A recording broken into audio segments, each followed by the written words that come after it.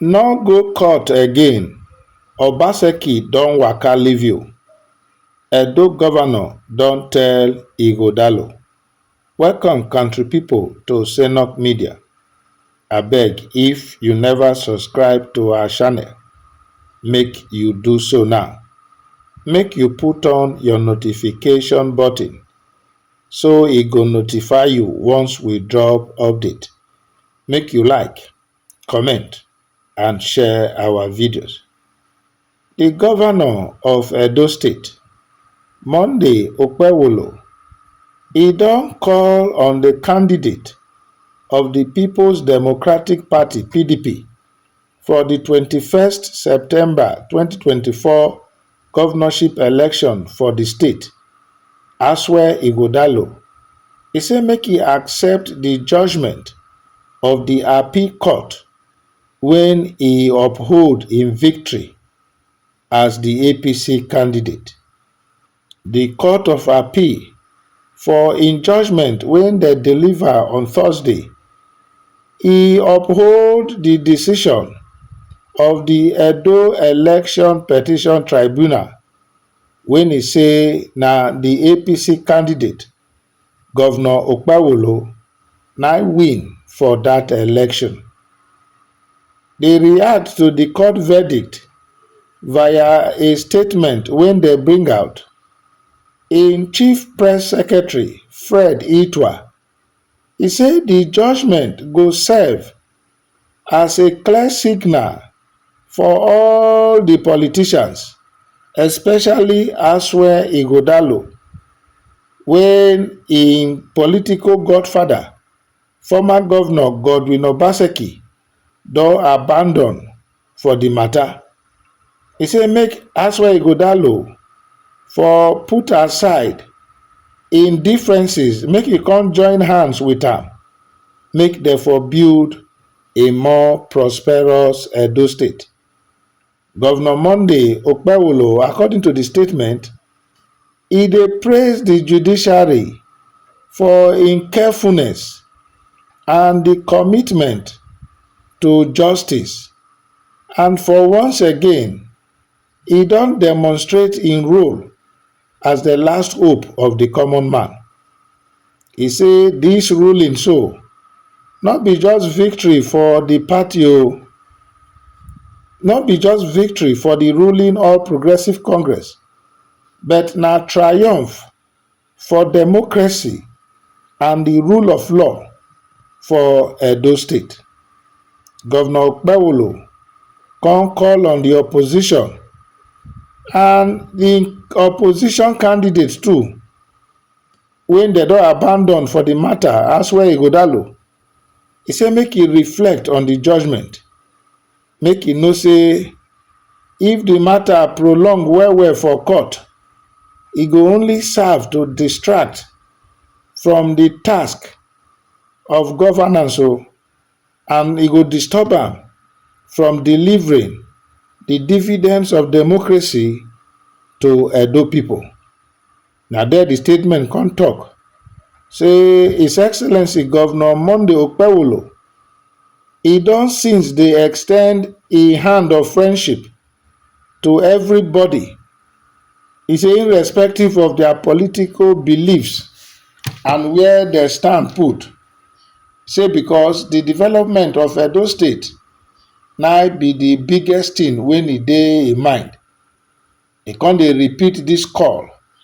He say na now be the time when dem go embrace the spirit of sportsmanship and statesmanship.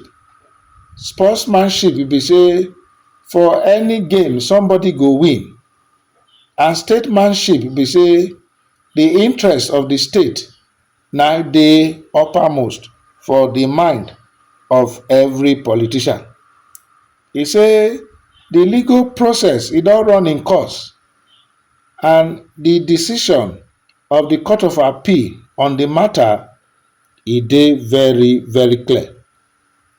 Governor Okpebholo, e come dey assure the people of Edo State say na people first o, as far as e dey concerned.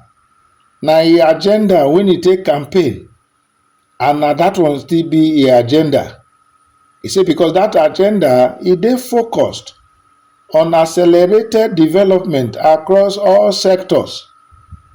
E say and dis sectors dem include infrastructure, education, healthcare and economic empowerment.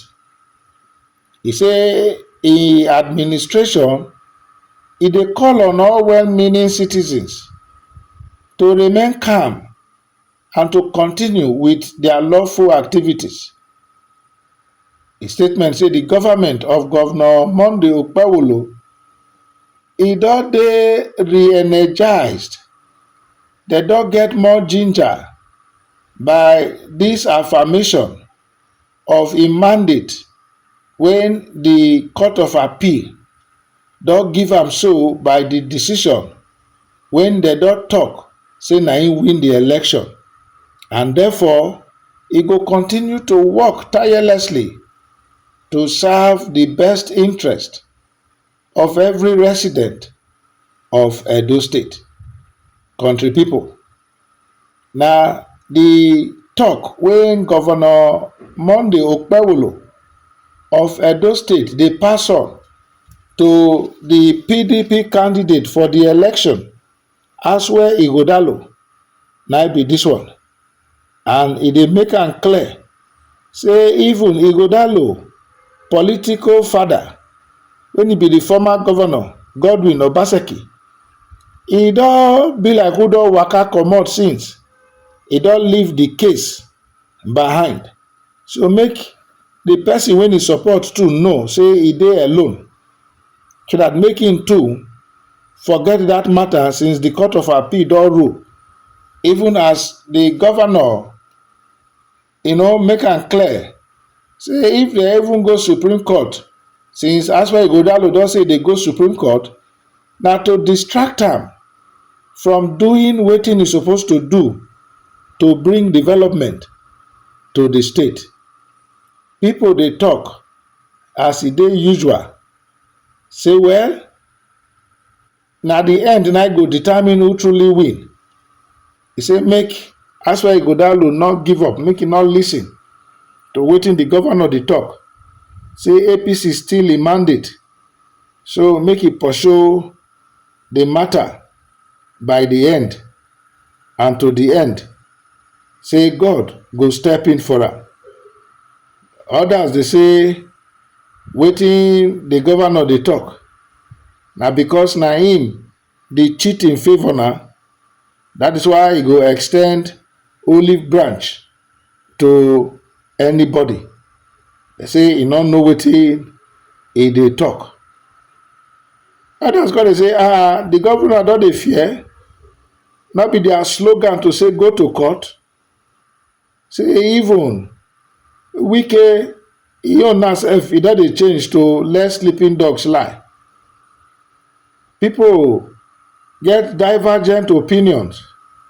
While some dey say well, litigation must have an end o, but den na who dey suffer miscarriage of justice na dey understand say litigation no suppose end, even though in the true sense of it, once Supreme Court don rule, whether e favour you e no favour you, dat time you go say you leave the matter for God. Country pipo, dis development so for Edo State, una see am, e dey right for the governor to say make Asue Ighodalo no pursue im case further, abi make e pursue am to the end, make dem see wetin go happen.